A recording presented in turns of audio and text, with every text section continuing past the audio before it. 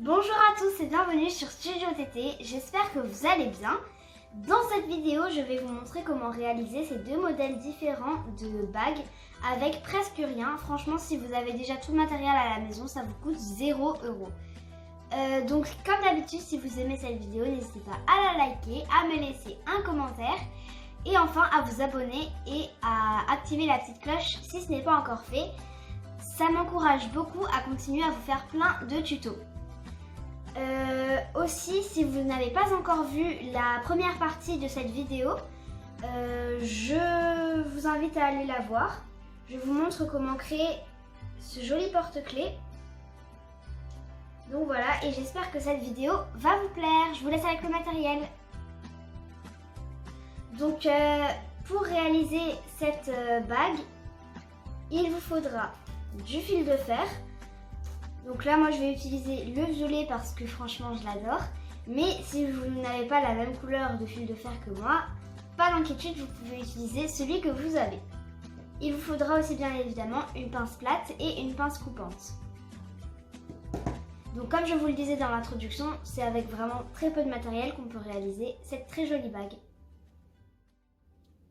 Donc pour commencer, on va prendre notre fil d'aluminium et en dérouler quand même une bonne partie. Donc voilà, hop. J'en prends pas trop quand même, histoire de pas gâcher. Et au pire, je pourrais réutiliser pour faire plein d'autres bagues.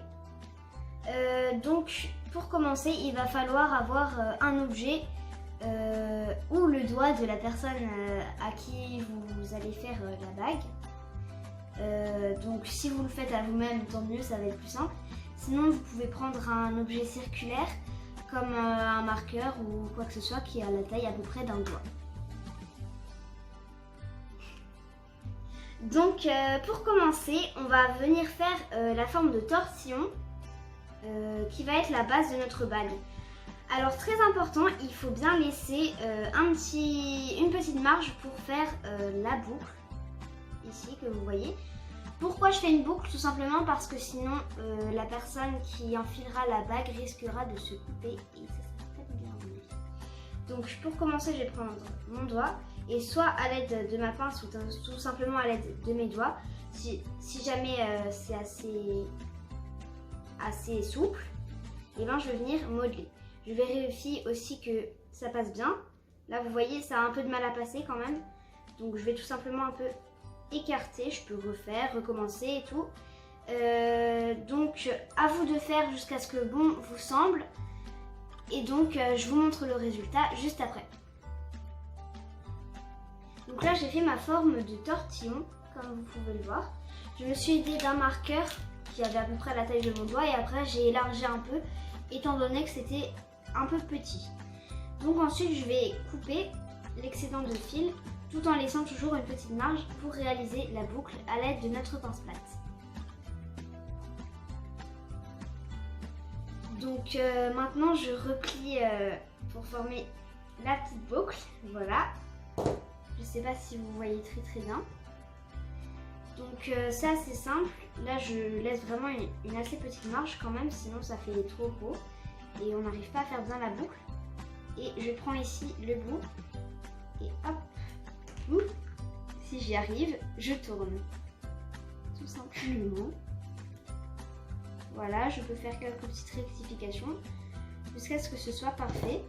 J'hésite pas à faire des essais pour voir si c'est pas trop serré et si je dois pas modifier quelques petits défauts. Et une fois que c'est bon, la bague est terminée. Donc voilà ce que ça nous donne.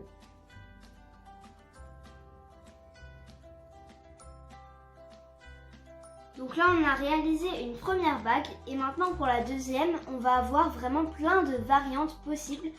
Au lieu d'utiliser une perle comme moi, vous pouvez utiliser vraiment tout ce que vous avez sous la main, tout ce qui vous plaira ou tout ce qui pourrait plaire à la personne à qui vous allez l'offrir.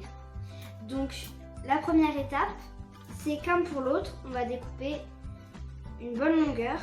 Il faut quand même que ce soit assez grand parce que là il faudra garder une bonne partie pour mettre la perle. Et donc ensuite pareil on va passer au modelage et je vous explique ça avec plus de détails.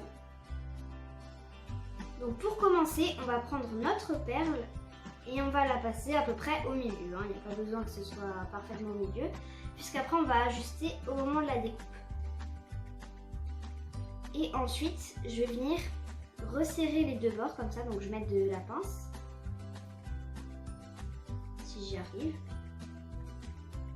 Et donc en fait, il faut que ça forme comme ceci une petite boucle. Donc voilà, avec la perle au milieu. N'hésitez pas à bien vous aider de votre pince pour un résultat d'autant plus joli. Ensuite, comme pour avant, on va venir s'aider d'un marqueur ou de son propre doigt pour prendre la bonne mesure.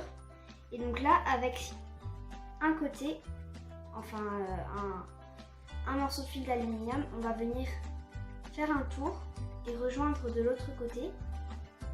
Et on fait exactement la même chose de l'autre côté. C'est un peu compliqué à expliquer comme ça, mais une fois qu'on a compris, en regardant bien les images, franchement ça devrait aller. Ensuite je vais couper un petit peu l'excédent.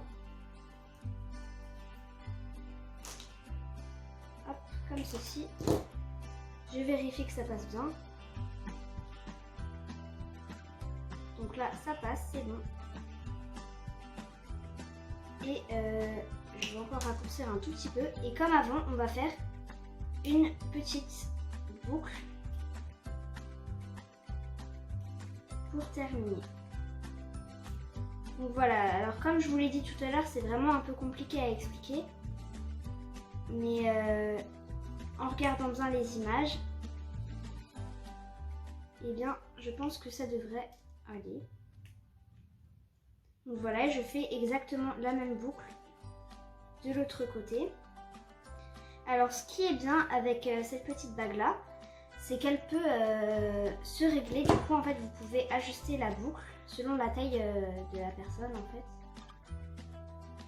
Voilà. Après on peut resserrer les petites boucles pour pas qu'elles dépassent. Je les ai un peu trop resserrées là. Voilà. Et donc voilà. Notre deuxième modèle de balle ou de bague est terminé. Et donc voilà, ce sera tout pour cette vidéo. Et donc je vous propose de me retrouver dans la troisième et dernière partie de ce tuto où je vous montrerai comment faire deux modèles différents de boucles d'oreilles avec toujours très peu de matériel. Donc j'espère vous retrouver très vite. Et en attendant, je vous dis à plus. Et à bientôt!